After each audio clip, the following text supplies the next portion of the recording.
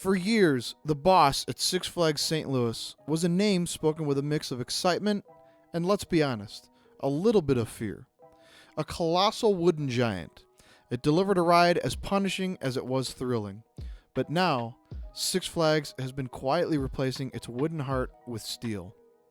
Is this a rescue mission for a coaster on the brink, or the slow removal of a wooden legend? And what does it mean for the future of other massive wooden roller coasters everywhere? I recently fell down a Reddit rabbit hole about the Boss at Six Flags St. Louis, and the debate was a perfect snapshot of the coaster's entire history. You had people passionately defending it as an underrated, aggressive masterpiece, and just as many calling it a day ender that was too painful to ride more than once. This divide is nothing new. It's a story that's been playing out for over 2 decades. The Boss is a roller coaster with a legendary footprint, but a deeply troubled reputation. It's one of the biggest wooden roller coasters ever built, a sprawling beast designed to dominate the landscape.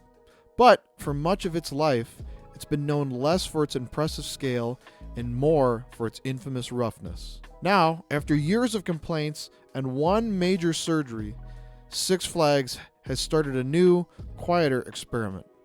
They've begun replacing the wooden track with steel. While this may seem like a simple repair, it's a fundamental change to the ride's DNA.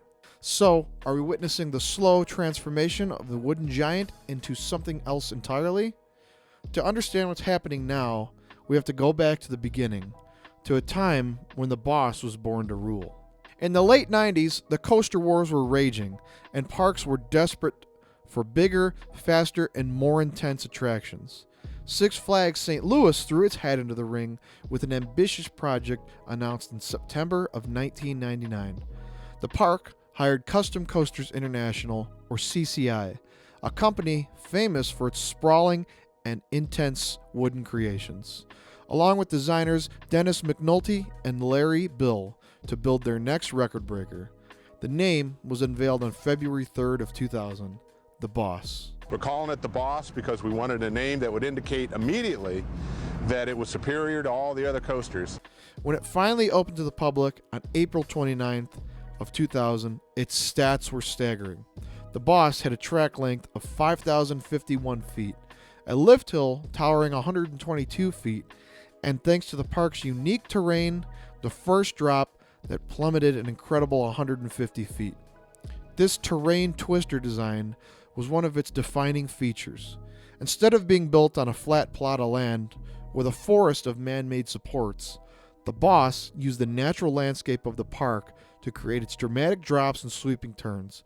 Its layout was just immense, featuring massive drops, dizzying 570-degree helix, and 6 crossovers that created a tangled web of wooden track, sprawled across 12 acres. The ride was serviced by 3 24-passenger trains built by Gerstlauer, though over the years it would become a recipient of hand-me-down trains from defunct roller coasters at other parks just to keep it running. The promise was obvious. The Boss was meant to be a relentless, out-of-control journey through the woods, a spiritual successor to other legendary terrain coasters like the Beast at Kings Island. It was designed to be intimidating, powerful, and the undisputed king of the park. And for a while, it was. The sheer scale and speed were unlike anything most riders had ever felt on a wooden roller coaster. But as the years went on, the very forces that made it so thrilling began to carve out a much more painful reputation. The ride experience started to change, and the appreciation many felt for the Boss slowly turned to fear, not the good kind. Almost from the very beginning, the Boss earned a reputation for being rough. Not just aggressive or forceful in the way coaster fans appreciate, but genuinely punishing. As the huge wooden structure settled and the trains thundered over the track thousands upon thousands of times, the ride's signature intensity warped into violent shaking and jarring jolts. Riders would complain about being thrown around in their seats, with the ride's powerful side-to-side forces causing some headbanging at times. Old forums and reviews are filled with cautionary tales, riders calling it punishing and very rattly, while still admitting it was rideable, if you knew how to brace for the impact. Others weren't so kind, rating it poorly and telling people not to ride it at all. This intense physical experience split the coaster community right down the middle. On one side, you had the thrill seekers who loved the raw, untamed nature of the ride. They saw the roughness as part of its character, an out-of-control feeling that made it one of the most extreme wooden roller coasters out there, especially during night rides when the structure was invisible and the speed felt even more insane. On the other side, a growing number of guests and even seasoned roller coaster enthusiasts found it was a one-and-done roller coaster, and simply too uncomfortable to be fun, leaving people with headaches and sore backs. It became a ride you had to survive rather than enjoy. As one person commented in 2025, a ride on the Boss was terrifying and not in a good way, feeling so out of control and unstable that they actually feared for their safety. Well, that seems a bit over the top. Making things worse were the modifications the park made to try to tame the Boss. Six Flags turned up the trim brakes partway through the ride.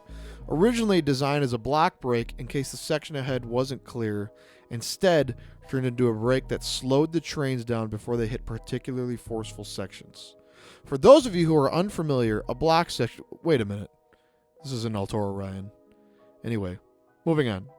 While this was meant to reduce the intensity and wear and tear, many felt that the trims neutered the experience. They would clamp down hard on the train, stealing all the momentum and creating dead spots in the second half of the layout. After a blistering first drop and a series of powerful hills and turnarounds, the ride would suddenly feel sluggish, crawling through the rest of the massive course. This attempt to fix the roughness created a new problem. It killed the ride's pacing. The Boss became a true outlier. While other wooden coasters from its era were either being meticulously cared for or getting major overhauls, the Boss just seemed to deteriorate. It was constantly compared unfavorably to smoother wooden roller coasters and the new generation of hybrid steel wood coasters that were taking over the industry. Here was a ride with a world-class layout, trapped in a body that was beating itself and its riders to pieces. Six Flags had a choice: let the Boss continue to tear itself apart or make a change. And in 2018, they chose surgery. By the 2018 season, it was clear something drastic had to be done about the Boss's punishing finale.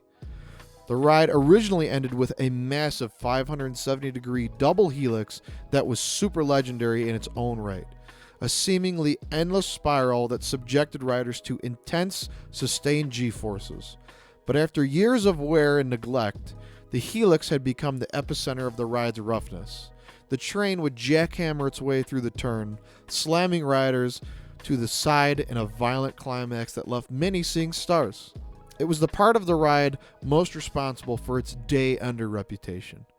So in a move that shocked a lot of park guests and enthusiasts, Six Flags St. Louis removed the entire Helix before the 2018 even started. The track was just cut before the Helix and rerouted into a new, much shorter finale, a simple 180-degree bank turnaround, and a small bunny hop before the final brake run. This amputation was a direct attempt to fix the ride's quality by cutting off the most problematic part. In an instant, the coaster's track length was shortened by about 420 feet, from its original 5,051 feet to 4,631 feet. The reaction from the coaster community was, once again, split. On one hand, many riders breathed a sigh of relief. Removing the brutal Helix undeniably made the ride more re-rideable. The agonizing finale was gone, and the new ending, while short, was way smoother. For anyone who had avoided the Boss because of its roughness, this was a welcome change that made the coaster approachable again. However, many purists and fans of the original layout felt the ride had lost a piece of its soul.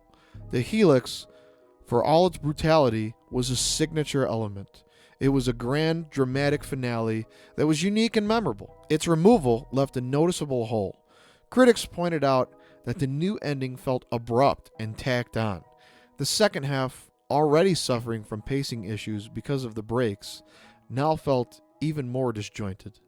The ride now builds up incredible speed in the first half, hits the brakes, and then meanders through a few turns and then just ends? Removing the Helix was a clear admission by Six Flags that the coaster's original design was unsustainable. was a practical solution to a years-long problem, prioritizing rider comfort over the original layout. While it did get rid of the worst of the roughness, it didn't solve the coaster's underlying issues. It was a bandage, not a cure.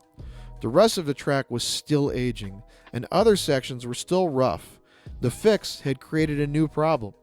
It left the coaster with a fantastic first half and a lackluster, forgettable second half. The Boss was now a little tamer, but it was also incomplete. It would take another 7 years for the park to reveal its next and potentially most transformative solution. After the Helix removal in 2018, the Boss settled back into its role as a divisive but slightly more manageable ride.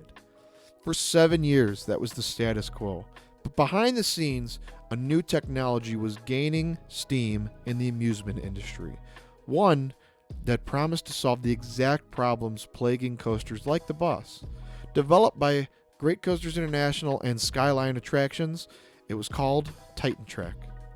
Titan Track is a game-changing product designed as a weld-free steel track replacement for aging wooden roller coasters. It's not a full conversion like the iBox track used by Rocky Mountain Construction. Instead, the steel track is laid directly onto the existing wooden support structure, replacing the traditional layered wood and steel runner. The goal is to create a ride that is incredibly smooth and requires way less maintenance, all while keeping the core experience and the same layout of the original wooden coaster. It's the best of both worlds, the durability of steel track with the soul of the wooden layout. On March 7th of 2025, Six Flags St. Louis announced that the Boss would be receiving this very treatment. The park, in partnership with GCI and Skyland, installed about 215 feet of Titan Track.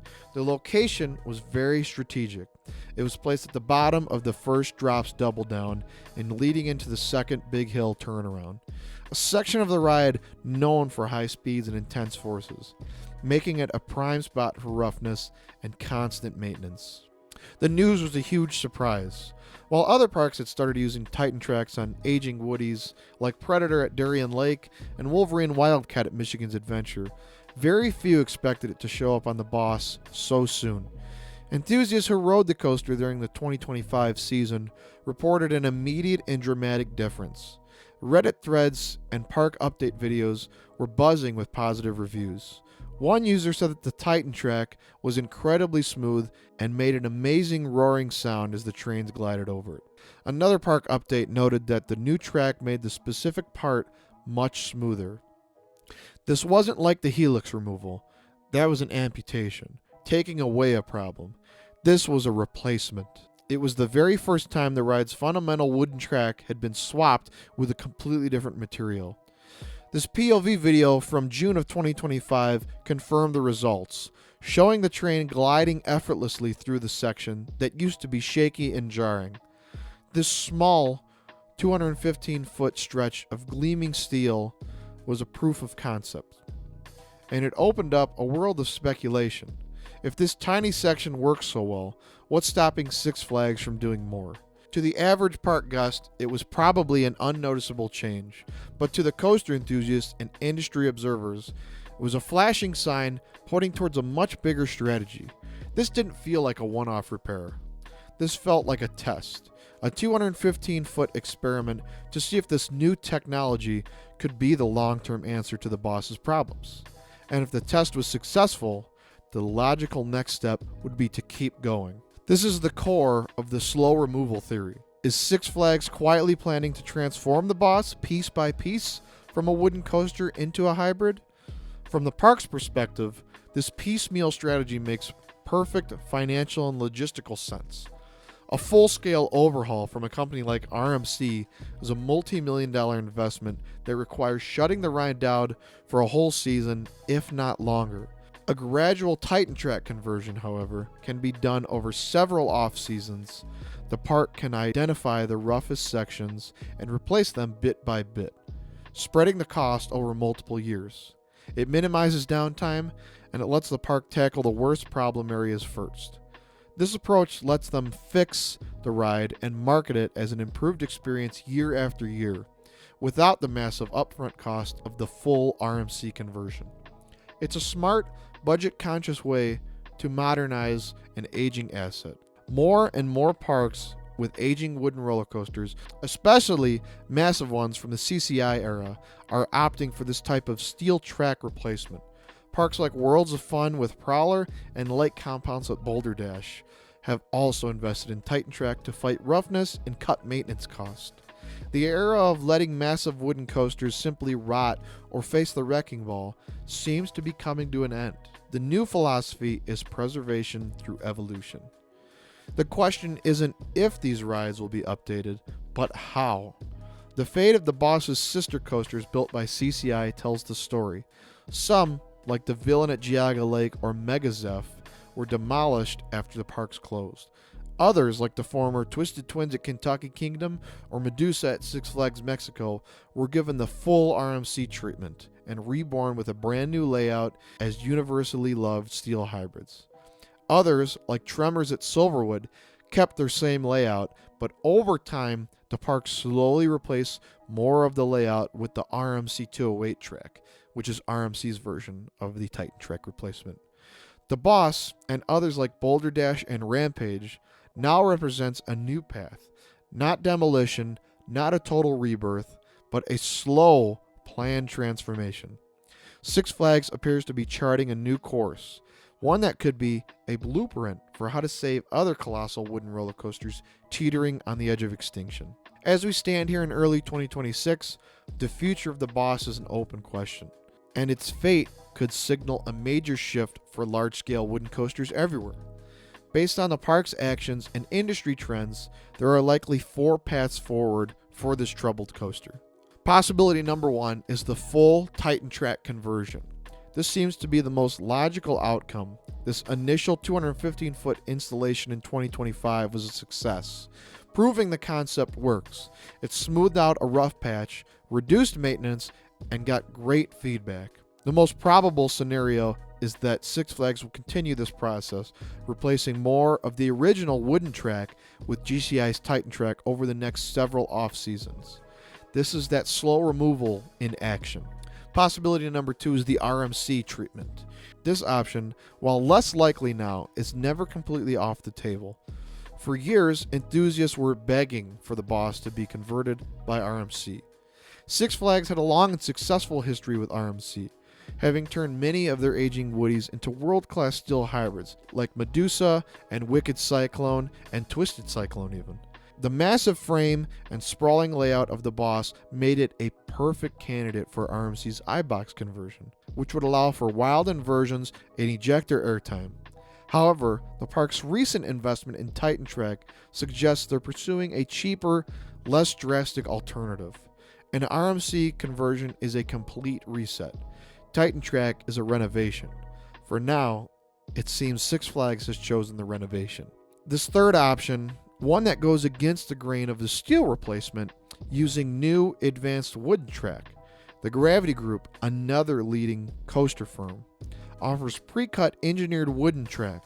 Instead of replacing the wood with steel, this technology perfects the wood itself. The track is precisely cut by computers off-site, made to be up to 30 times stronger than traditional wooden track, and designed to preserve the authentic wooden coaster experience.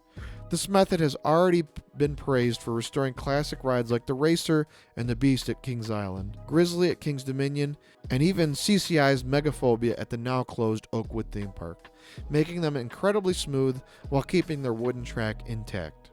For the Boss, this would mean replacing rough sections with the new age wood, fighting roughness by not changing the material, but by perfecting it. It's a purist approach to preservation.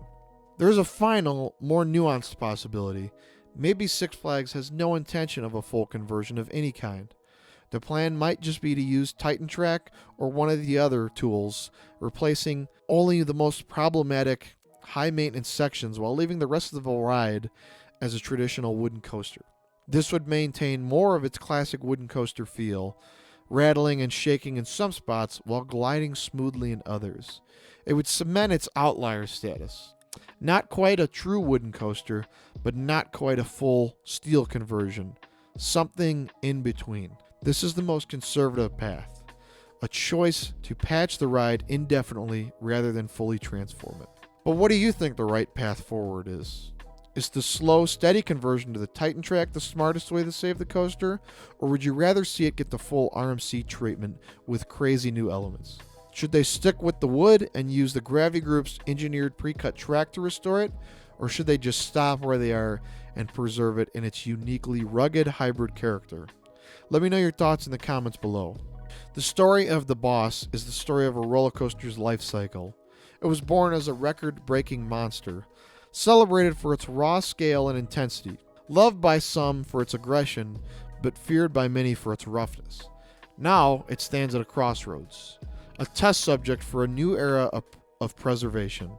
The removal of its helix was the first sign that major change was necessary. The addition of the Titan track is the first step toward what that change will ultimately be. The central idea holds firm. Six Flags is, in effect, slowly erasing the original wooden coaster by experimenting with Titan track. Whether that removal is partial or total is still up in the air. But every new piece of steel track that they lay down is another piece of the original wooden coaster experience that's gone forever, replaced by something smoother, more durable, and fundamentally different. This isn't the story of destruction, but of transformation. The Boss may be losing its wooden identity, but in doing so, it may be securing its future. And what this means for other wooden coasters out there is clear. Extinction is no longer the only alternative to old age. The new path forward might just be a quiet replacement of the very heart of the ride, one steel section at a time.